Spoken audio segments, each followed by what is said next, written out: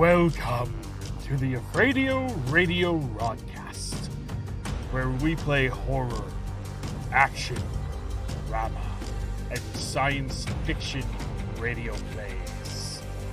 Viewer discretion is advised.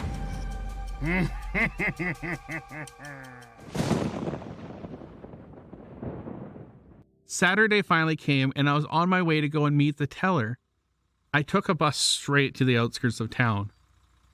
The place was actually remote, and there was no actual designated address. The exact house was a short way into the woods. The email contained a detailed description of the way to the teller's house from the bus stop.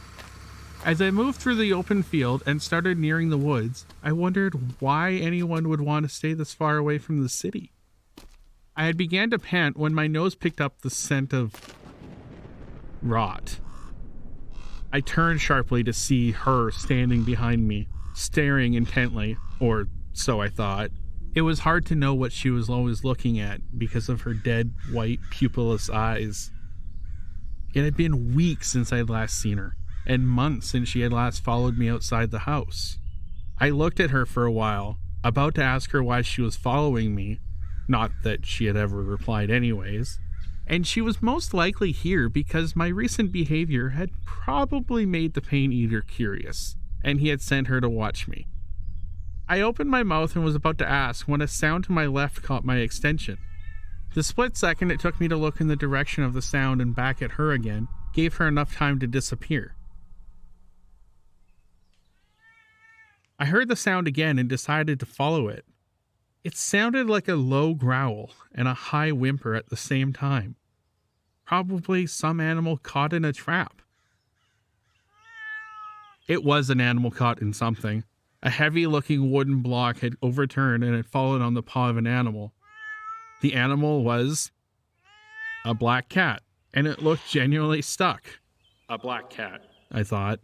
A second sign. That morning, I had been so optimistic that I didn't even take cereal before setting out, lest I see my ominous 3 and lose all courage. So I had settled for toast and jam for breakfast instead. When I had gone to get my shoes, there were 3 large ants beside it. They just stood there, motionless. I had stared at them for a long time, my mind in conflict, before I had finally pushed away the fear, shaken of my doubt, and continued my plans. So seeing the cat made me feel uneasy, especially since I had also seen her. I looked at the cat again, prepared to ignore the pleading look in its eyes. I passed it and continued walking till my better part of me made me do a U-turn and come back to the cat. I bent down to the side of a wooden block and lifted it, allowing the cat to slip its paw free. Immediately it was free and it ran into the woods, limping on 3 paws. "You're welcome," I said after it had disappeared under the brush. The modest home of the teller was finally in view. I walked through the overgrown patch that led to the front door. The house reminded me of the witch's gingerbread house from the Hansel and Gretel story. The house didn't look like gingerbread, but it just had this little ominous feel about it. When I got to the front door, I tried looking into the house through the little window at the door. All I saw was my own reflection. A clear, strong voice called from within the house. "Come in." I slowly opened the door and peered into the dark house. It was nearly noon, but the house had the look of approaching dusk. "Come in," the voice called again. I stepped in and saw that there was a small bright light coming from a room.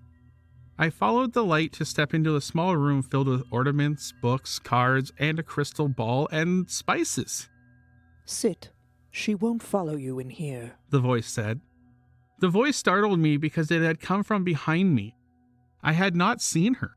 She was robed in black and red, and she blended well into her surroundings. "Who?" I asked. "Who can't follow me here?" She pointed towards the window and said, "Death." I looked outside the window to see that she had reappeared again, but stayed a little while back away from the house. This is the first time she had ever watched me from afar. "You can see her?" I asked. The woman took off her hood and nodded and gestured for me to sit. I sat down in the nearest chair, which was piled high with overstuffed pillows, and I looked at the woman. She wasn't what I was expecting. I had thought of a shriveled old woman with a stooped back and a hoarse voice. She was way younger than I expected, in her late 40s or early 50s. Her skin was a deep brown with a lovely sheen. She had a strong voice that was nearly masculine, and she had a knowing look in her eyes. What is it you want, my child? She asked me. Where should I start? I wondered. So I started from the beginning. The origin of the curse that I knew of, the situation behind my birth, the appearance of the walking corpse, the misfortune I was doomed to suffer, and the emergence of the pain eater. She listened thoughtfully, stroking a ginger cat on her lap, and looked at me, through me, and far away. When I finished talking, she stood up and headed into a room that I thought was the kitchen. She came out with a can of soda and a glass and placed it on a stool in front of me. I sometimes forget my manners, She said with a smile that displayed her pearly white teeth. She settled back on her chair and took a deep breath before she proceeded. This creature you call the Pain Eater, he was once a benevolent spirit created by the Dream God. His purpose was one of healing. He was to visit the homes of the good, the righteous, and the kind, the houses of good people who had suffered much pain and misfortune, for the world is a harsh and a painful place for those of good hearts. He would visit them while they slept and suck away their pain and misfortune, and would slip out unnoticed. But all that changed when the Dream God fell in love with the Night Spirit. How would he have known that the Night Spirit was an instrument of the Goddess of Mischief? The end of what the goddess considered as a harmless game resulted in the death of all emotions the Dream God had. Heartbroken, the Dream God couldn't give the people of the world good dreams and eventually disappeared. Without a master, his instrument of healing was lost and eventually found itself in the hands of the goddess who corrupted its purpose. The instrument of healing became an instrument of pain and caused havoc until it was caught and bound by the ancient tellers. It was bound in a special dream catcher net.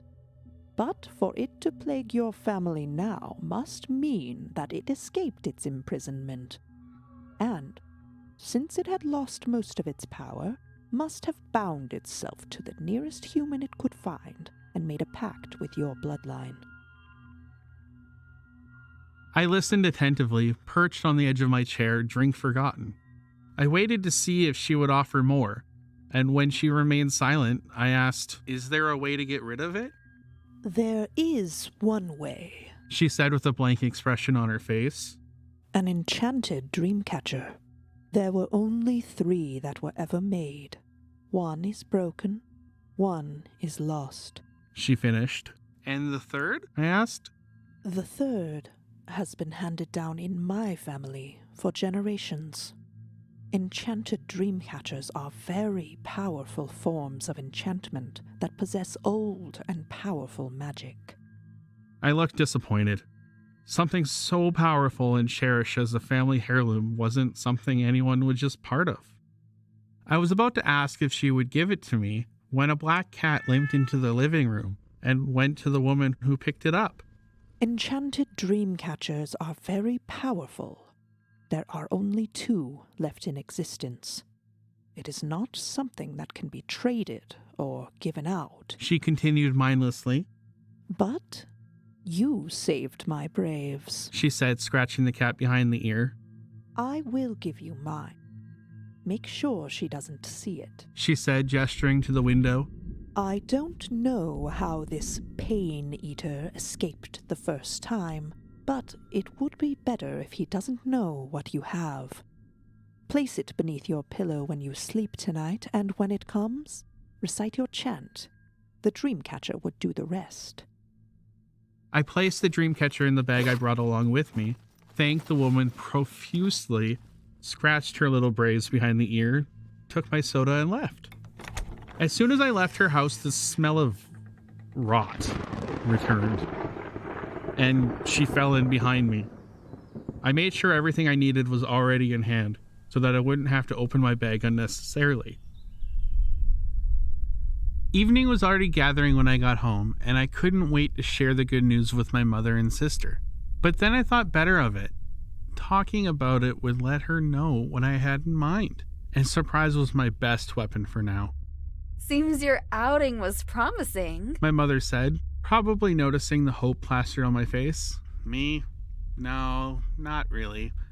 Just the same old dead ends, I said, feigning disappointment.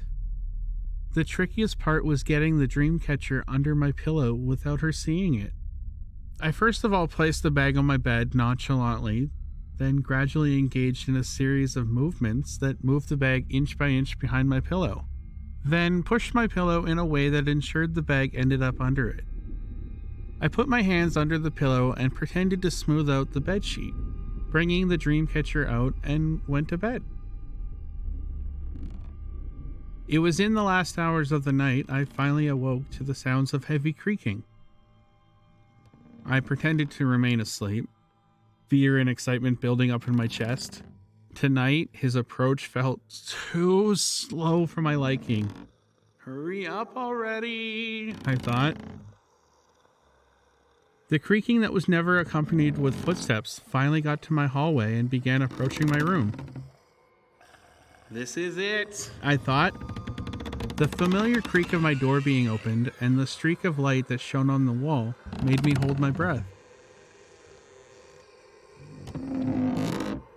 When it was a few feet away from my bed and the stench was unbearable, I yanked away my pillow and muttered with my eyes wide, "Ta, re, kaba, show why! Ta, re, kaba, show why! Ta, re, kaba, show why!"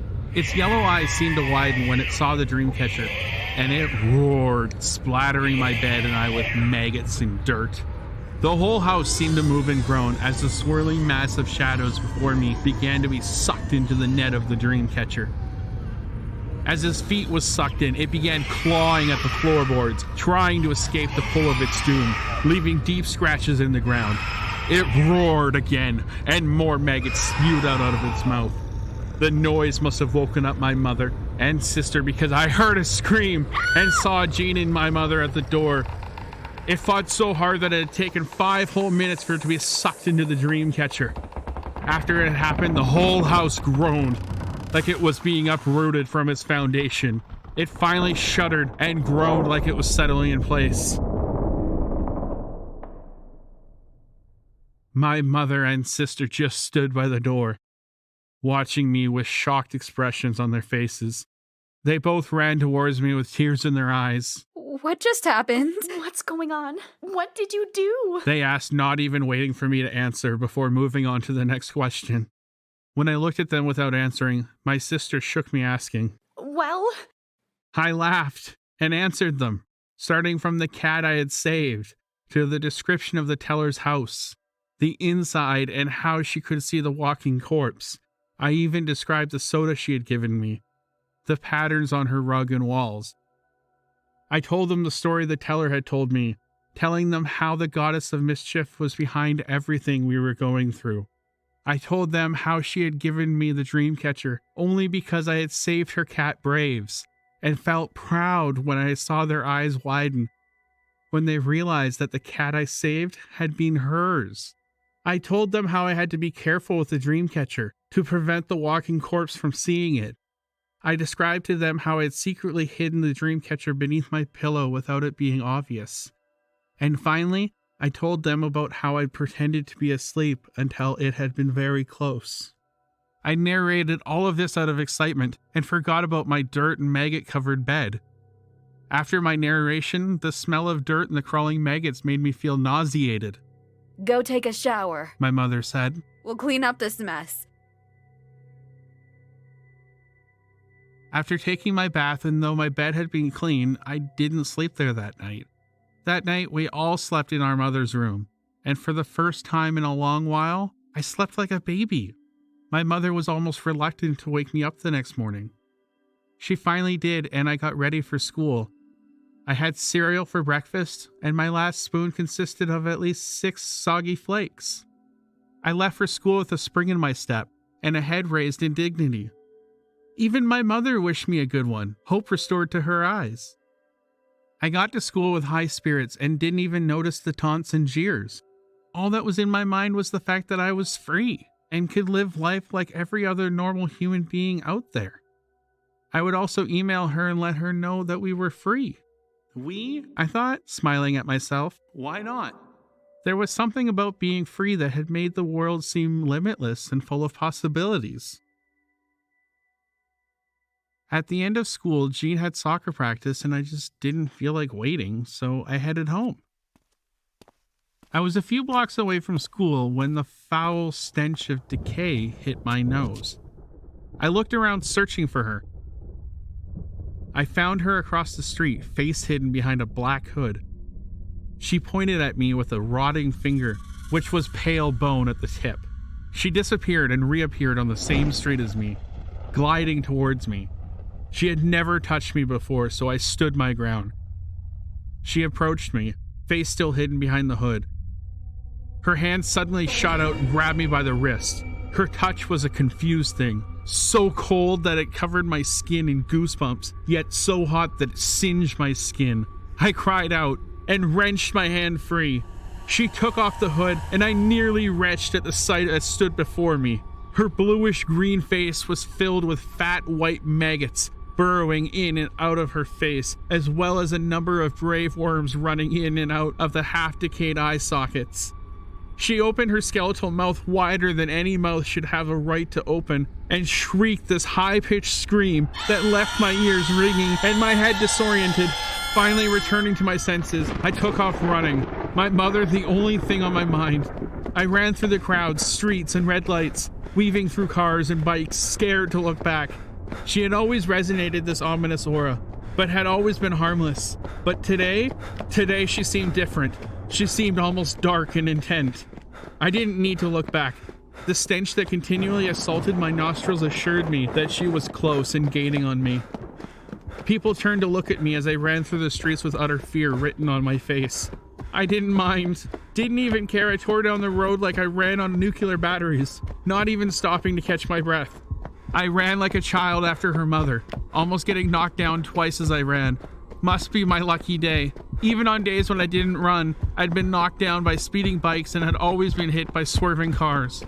As I approached my street, she began to scream, high-pitched screams that made me dizzy, and I had to cover my ears as I ran. When I got to my door, I turned the handle once and the door swung open. "Mom!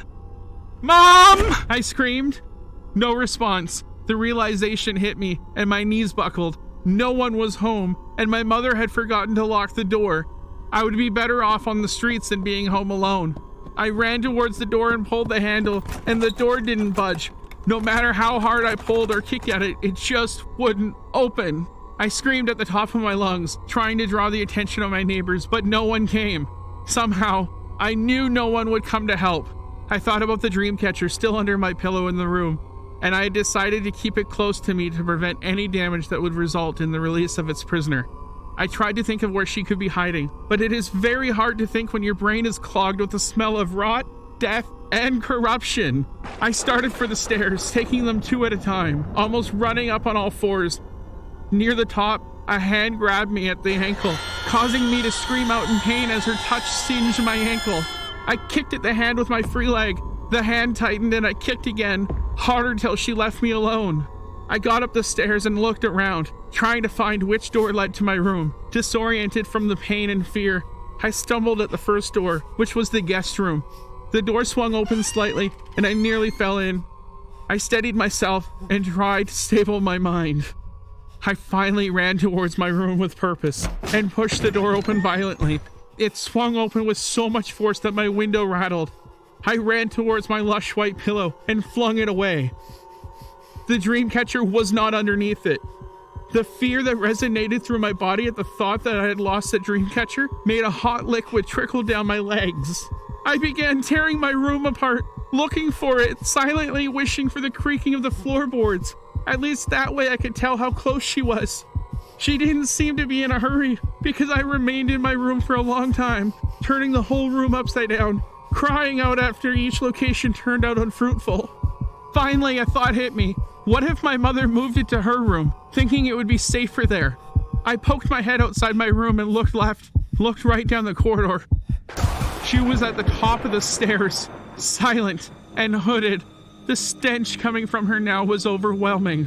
I dashed down the corridor towards my mother's room. Her room was already open, so I ran straight in, heading straight for her dresser. I got to it and started yanking the drawers out one by one, going through its contents, half blinded by tears. After checking each drawer and not seeing the dream catcher, I would fling the drawer aside and my hopes would drop by a bar. I checked through her drawers and found nothing. I checked quickly around the room. I scanned for the next possible hiding place. I looked at her closet and began throwing things around, finding nothing. I dug into the corner where she kept her shoes and began opening the boxes one by one until I found it. I grabbed it fiercely, held it close to my body. I crawled under my mother's bed, not even bothered that I was claustrophobic. I stayed as straight as possible to make sure no part of me would divulge in this hiding place. I knew she was going to get close to where I was because her smell was getting stronger. I dare not gag. When the smell became unbearable, I knew she was in my mother's room. I held my breath and stayed as silent as possible. This was mainly due to instinct because I knew she could find me no matter where I hid. I saw her rotting legs from where I hid. Black toenails and pale green flesh, bathed in fat white maggots. Above her legs, I could see the hem of her rotted gown, riddled with holes and covered in dirt. She walked around the bed and stopped where my face was. I held my nose with my free hand. A hand suddenly grabbed my ankle from the other side and pulled me out from under the bed and let me go. I stood up, raising the dream catcher and muttering, "Ta-re-kaba, show why! Ta-re-kaba, show why! Ta-re-kaba, show why! Ta-re-kaba, show why!" I don't even know how many times I muttered the chant, but hope returned to my eyes when I saw her hood fly back and she bent backwards, screaming as if in pain. Hope lit up my eyes. She straightened suddenly, and her constantly expressionless face had the faintest trace of a grin on it. "That foolish means of sorcery doesn't work on me anymore, human," came a voice from the woman, but it wasn't the voice of a woman. I had heard that voice in my nightmares, in my head. It was it.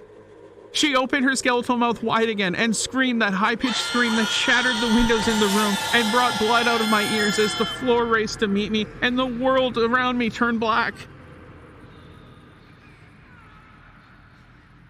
My eyes opened, and I found myself floating in blackness, wrapped around his cold embrace. "Your insolence brought you here, child," It said as I began to feel the life force being sucked out of me. In my last moments, my mind began to wonder, why am I so unlucky? Why are people born lucky and others born unlucky? Wouldn't it have been better if I've never been born? Life is so full of pain. Since I am going to die, that means Jean's children would inherit the family curse. Then she would have to watch her children suffer like I did. That is probably the greatest pain. Maybe I was the lucky one. Maybe.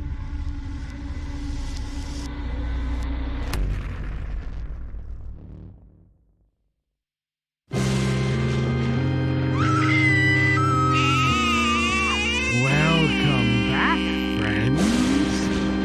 I hope everyone enjoyed the show.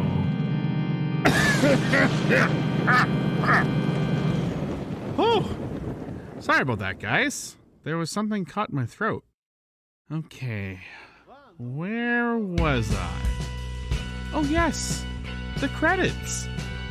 I'd love to introduce Catabel, who played the worrisome mother, Aaron Kurtz, who played the caring twin sister Jean, Garrett Horn, who played the obnoxious high school bully, Haynes Oric, who played the mysterious and wise teller, and yours truly, Roderick Dryden Morrison, as the narrator. This episode was produced by RDM Productions, Inc. Post-production done by Edward Linden of Black Bear Sound. Don't forget, everyone, definitely check out the website at www.afradioradio.com. That is AFRAIDORADIO.com. You can sign up for notifications right on the website, and you can even leave reviews if you want to. Thank you, everyone, for tuning in to our first episode of Afradio Radio Rodcast. I really hope you enjoyed the show, and please tune in next time for our next episode.